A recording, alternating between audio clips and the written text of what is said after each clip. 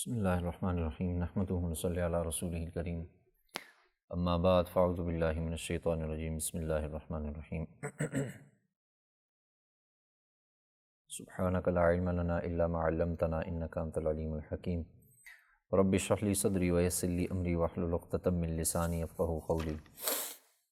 اللہم نور قلوبنا بعلمک واستعمل بدنا بطاعتک اللہم الہمنا رشدنا اللہم اہدنا وسددنا آمین یا رب العالمین۔ آداب کے بارے میں بات چل رہی تھی۔ نبی صلی اللہ علیہ وسلم کی اس میں سنتیں بھی شامل ہیں کہ آپ صلی اللہ علیہ وسلم نے زندگی گزارنے کے صبح و شام بیٹھنے اٹھنے سونے چلنے کے جو آپ کی آداب زندگی تھے وہ کیا تھے، اس حوالے سے بات چل رہی تھی، اور کچھ باتیں یا کچھ احادیث ہم نے پیچھے بھی پڑھ لی تھی لیکن ان کو دوبارہ دہرا لیتے ہیں، ان کا معنی واضح ہو جائے۔ سب سے پہلی ہے حضرت ابن عمر رضی اللہ تعالیٰ عنہ کہتے ہیں میں نے رسول خدا صلی اللہ علیہ وسلم کو خانہ کعبہ کے صحن میں اپنے ہاتھوں کے ذریعے گوٹ مار کر بیٹھے ہوئے دیکھا ہے۔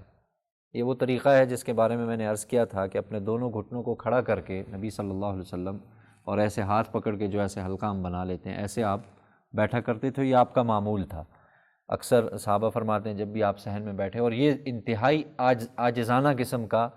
یہ جو طریقہ کار ہے، ظاہر ہے اس میں آدمی کیا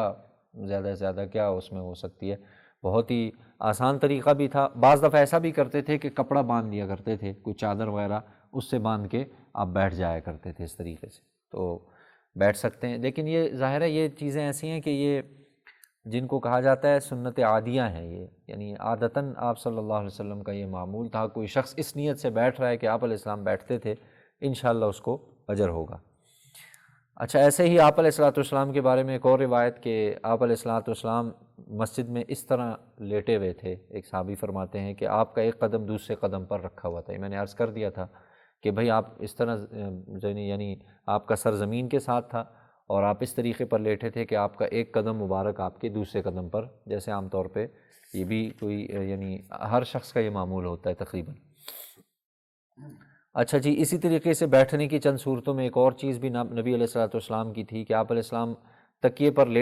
ٹیک لگاتے، میں نے بیٹھے ہوئے دیکھا، صحابی فرماتے ہیں، اور جو آپ کی بائیں جانب رکھا ہوا تھا، یعنی ایک طرف آپ نے ایسے جیسے ہمارے گھروں میں بھی معمول ہوتا ہے، تکیہ دیا جاتا ہے، پیش کیا جاتا ہے، اس کو قبول کیا جاتا ہے، اور پھر اس کے یعنی بائیں جانب آپ علیہ السلام نے رکھا ہوا تھا اور آپ اس پر ٹیک لگا کے باقاعدہ لیٹے ہوئے تھے۔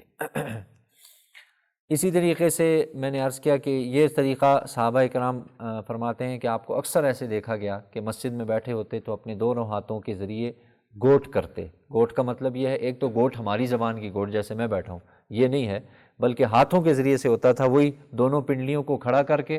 دونوں ہاتھوں سے حلقہ بنا کے ایسے بیٹھ جاتے تھے۔ یہ آپ علیہ السلام کا معمول تھا، جس کے بارے میں حضرت غالباً قیلہ بنت مخرمہ رضی اللہ عنہما یہی فرمایا کرتے، وہ فرماتے ہیں کہ میں نے نبی علیہ السلام کو اتنی عاجزی اور انکساری سے بیٹھے ہوئے دیکھا تو مارے ہیبت کے میں کام گیا، یعنی اتنی عاجزی سے آپ بیٹھے تھے، مجھے کپ کپی طاری ہو گئی کہ دو جہاں کا سردار اتنی عاجزی کے ساتھ بیٹھا ہوا ہے۔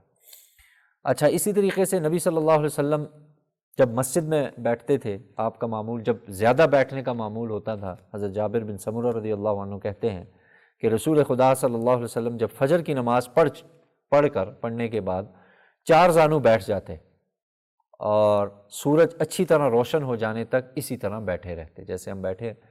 اسی طرح آپ علیہ السلام سورج روشن ہونے تک باقاعدہ بیٹھے رہتے اور اس میں جو آپ کے معمولات تھے وہ کرتے رہتے، یعنی اسی جگہ پر آپ کی معمول تھا، آپ بیٹھے رہتے تھے۔ اور یہاں فجر کے بعد ایک اور معمول بھی تھا کہ فجر کے بعد آپ علیہ السلام صحابہ کی طرف مڑتے تھے اور مڑ کر پھر یا تو صحابہ سے پوچھتے تھے کہ تم میں سے کوئی شخص نے اگر کسی نے خواب دیکھا ہو تو مجھے بتاؤ، میں اس کی تعبیر بتا دوں۔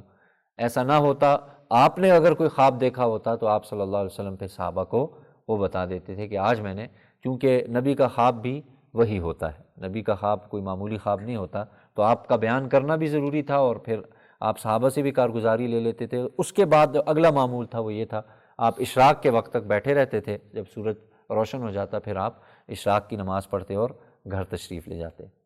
اسی طریقے سے نقل کرتے ہیں سفر کے دوران آپ علیہ السلام کے لیٹنے کا طریقہ، ایک صحابی نے آپ کو دوران سفر دیکھا تو جس نے جس حالت میں دیکھا اس نے اس چیز کو بیان کر دیا۔ حضرت ابو قتادہ رضی اللہ عنہ کہتے ہیں کہ اللہ کے رسول علیہ السلام کو جب سفر کے دوران آرام کرنے اور سونے کے لیے کسی جگہ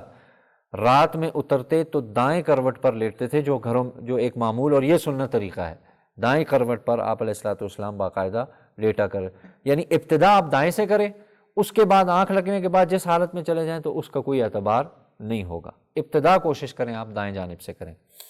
اچھا جی، جب صبح کے قریب اترتے تو اس طرح لیٹتے، یعنی یہ تو طریقہ تھا یعنی جب سفر کے دوران آرام کرنے اور سونے کے لیے کسی جگہ رات کے وقت، یعنی آپ کا آرام کا ارادہ ہوتا تھا تو آپ باقاعدہ ایسے جیسے سوتے ہیں ویسے، اور بعض دفعہ صبح کے وقت آپ کسی سفر یعنی اترتے تھے، سفر لمبا تھا تو صبح کا وقت تھا اترتے، تو صبح کو لیٹنے کی روٹین اور تھی کہ آپ علیہ السلام صبح کے وقت ایسے لیٹتے تھے کہ آپ کا ایک ہاتھ کھڑا کر کے اس کی ہتھیلی پر سر مبارک رکھ لیتے تھے، جیسے ہمارے ہاں گھروں میں اصول ہے، اس کو میں زمین پہ ٹیکوں تو ہم ایسے اس طرح آپ لیٹ جاتے ہیں، جیسے گھروں میں آپ نے دیکھا ہوگا بزرگ بعض دفعہ اٹھتے ہیں، اٹھ کے ایسے اس طریقے پر اپنے ہاتھ پر ٹیک لگا کے لیٹتے ہیں، تو یہ آپ کا صبح کے وقت کا معمول تھا۔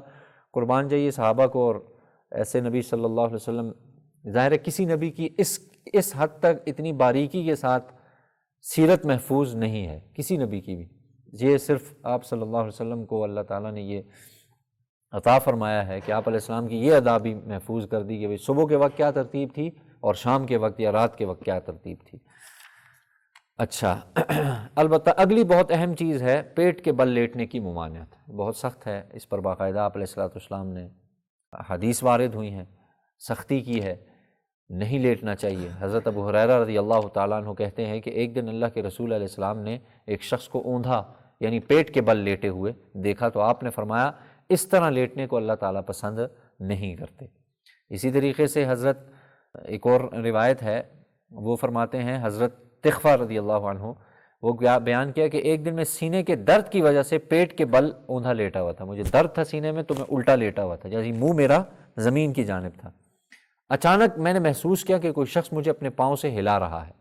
یعنی پاؤں لگا رہا ہے مجھے، اور کہہ رہا ہے کہ اس طرح لیٹنے کو اللہ تعالیٰ سخت ناپسند کرتے ہیں۔ پھر میں نے پلٹ کر نظر اٹھائی تو کیا دیکھتا ہوں کہ وہ پاؤں سے ہلانے والے شخص اللہ کے رسول صلی اللہ علیہ وسلم، تو اس لیے منع فرما دیا ایک چیز سے، نہیں لیٹنا چاہیے۔ عام طور پہ خصوصاً یہ بات ہمارے نوجوان لڑکوں میں ہے، بچوں میں بھی بہت زیادہ ہوتی ہے، تو ان کو اسی عمر سے منع کر دینا چاہیے، بیٹا اس طرح نہیں لیٹیں، الٹے ہو کے جو لیٹتے ہیں نا تو اس طرح نہیں لیٹنا چاہیے، بلکہ سیدھا لیٹیں، کسی بھی وجہ سے لیٹے ہیں تو سیدھا لیٹنے کی کوشش، یا دائیں جانب لیٹ جائیں،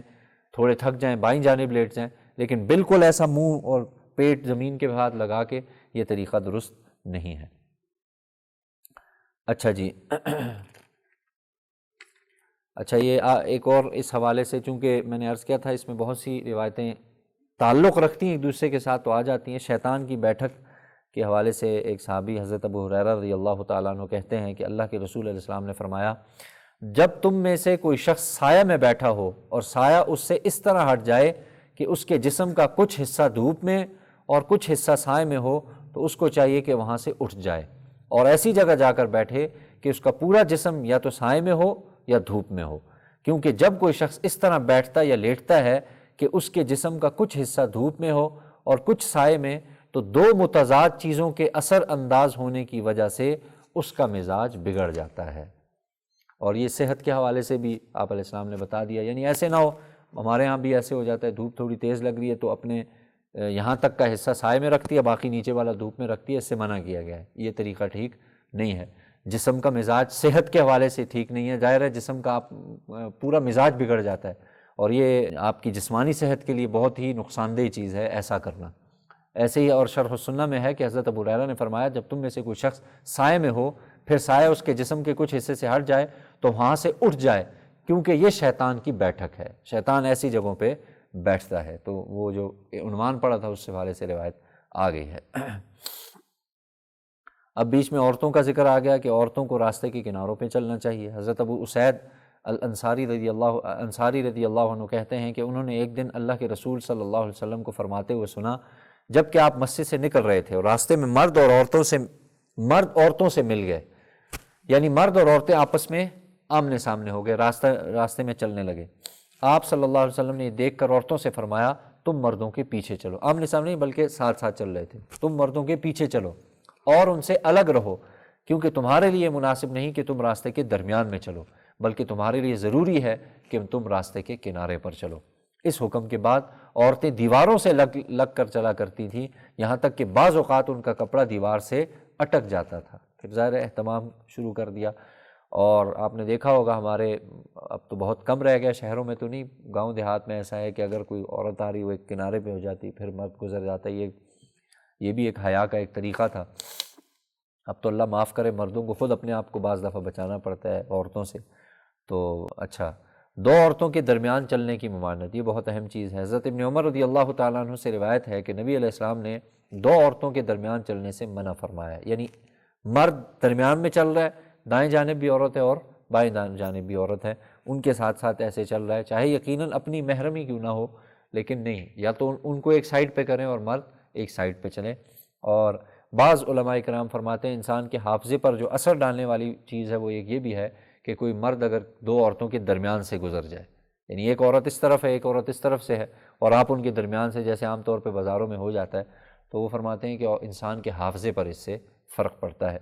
واللہ عالم بالصواب۔ لیکن یہ تو طے ہو گیا کہ آپ علیہ السلام نے منع فرما دیا کہ بھائی دو عورتوں کے درمیان نہیں چلا جائے۔ اچھا جی، پھر آخری روایت ہے، جو آخری 2-3 باب کی روایتیں ہیں۔ مجلس میں جہاں جگہ پائے وہاں بیٹھ جائے۔ حضرت جابر بن سمرہ کہتے ہیں کہ جب ہم نبی علیہ السلام کی مجلس میں حاضر ہوتے تو ہم میں سے جو شخص جہاں جگہ پاتا وہیں بیٹھ جاتا تھا۔ لوگوں کے کندھے پھلانگ پھلانگ کے ہم، یعنی آگے جانے کی ترتیب نہیں تھی، جہاں جگہ مل گئی، پہلے والے لوگوں کو چاہیے کہ وہ آگے کی جگہ کو پر کریں تاکہ پیچھے والوں کے لیے آسانی ہو۔ ایسے ہی آپ نے فرمایا سب سے بہترین مجلس وہ ہے جو کشادہ ہو، اتنے چھوٹے چھوٹے کمروں میں نہ ہو بلکہ کشادہ مجلس ہو تاکہ ہر آنے والے کے لیے آسانی ہو جائے۔ اچھا جی، ایک اور ہے حضرت عمر بن شرید، یہ تابعی ہیں، اپنے والد سے روایت کرتے ہیں، انہوں نے کہا کہ ایک دن اللہ کے رسول علیہ السلام میرے پاس سے گزرے جب کہ میں اس طرح بیٹھا ہوا تھا کہ میرا بایاں ہاتھ میری پیٹھ کے پیچھے تھا، ایسے تھا، ٹھیک ہے، اور انگوٹھے کی جڑ کے گوشت پر میں ٹیک لگائے ہوئے تھا، یعنی یہ انگوٹھا ہے آپ کا، تو ایسے میں اس طریقے سے بیٹھا ہوا تھا، یعنی یہ میری حالت تھی، یہ میری پوزیشن تھی۔ آپ نے مجھ کو اس طرح بیٹھا ہوا دیکھ کر فرمایا کیا تو اس طرح بیٹھتا ہے جس طرح وہ لوگ بیٹھتے ہیں جن پر خدا کا غضب نازل ہوا ہے۔ بعض علماء فرماتے ہیں یہ جہنمیوں کا طریقہ ہوتا ہے، جب وہ یعنی تھوڑی سی راحت حاصل کریں گے نا، ملے گی تو نہیں انہیں، یعنی سہولت ملے گی نہیں جہنم میں، لیکن وہ اپنی طرف سے ایک کوشش کریں گے تو ان کی سہولت کا طریقہ یہ ہوگا کہ وہ اپنا بایاں ہاتھ اپنے پیٹھ پر رکھیں گے، جیسے ایک سکون کا سانس لیں گے، اور وہی طریقہ ہوگا کہ اپنا انگوٹھا ایسے کر کے اس طرح بیٹھیں گے کہ شاید ہمیں اس سے کوئی سکون ملے گا نہیں، لیکن وہ چند لمحوں یا لمحوں کا بھی بہت کم حصہ کر لیں، اتنے عرصے کا وہ ہوگا۔ تو آپ صلی اللہ علیہ وسلم نے اس سے منع فرمایا ہے کہ بھئی اپنا بایاں ہاتھ پیچھے رکھ کے اور انگوٹھے کے زور پر بیٹھنا، ایسے عام طور پہ ہوتا نہیں ہے، لیکن اگر بالفرض کوئی بیٹھتا ہے تو ایسے نہیں بیٹھنا چاہیے۔ آخری روایت ہے جی اس فصل کی، جو اس کا پیچھے بھی گزر چکی۔ حضرت ابو ذر رضی اللہ عنہ کہتے ہیں ایک دن اللہ کے رسول صلی اللہ علیہ وسلم میرے پاس سے گزرے جبکہ میں اپنے پیٹ کے بل یعنی اوندھا لیٹا ہوا تھا۔ آپ نے یہ دیکھ کر اپنے پاؤں سے مجھے یعنی ہلایا باقاعدہ طور پہ اور فرمایا جندب، یہ ابو ذر کا نام ہے، اس طرح لیٹنا یہ دوزخیوں کا طریقہ ہے۔ تو بہرحال یہ بیٹھنے اور چلنے کے حوالے سے آپ صلی اللہ علیہ وسلم کی کچھ سنتیں تھیں۔ باقی جس طرح جس کو جو سہولت ہو وہ بیٹھ سکتا ہے، یعنی کچھ طریقوں کے علاوہ۔ باقی اگر کوئی آدمی اس نیت سے بیٹھتا ہے اس طرح، یا دو زانو ہو کے، یا وہ جو میں نے عرض کیا گوٹ مار کے، یا اور جو طریقہ ہے، اور اس نیت سے کہ آپ علیہ السلام ایسے بیٹھتے تھے، تو انشاءاللہ اس کو بھی باعث اجر بھی ہوگا اور انشاءاللہ سنت کا ثواب بھی ملے گا۔ آگے انشاءاللہ کچھ فصلیں آئیں گی، وہ بھی آداب کے حوالے سے ہیں، وہ پھر آئندہ ہفتے عرض کریں گے۔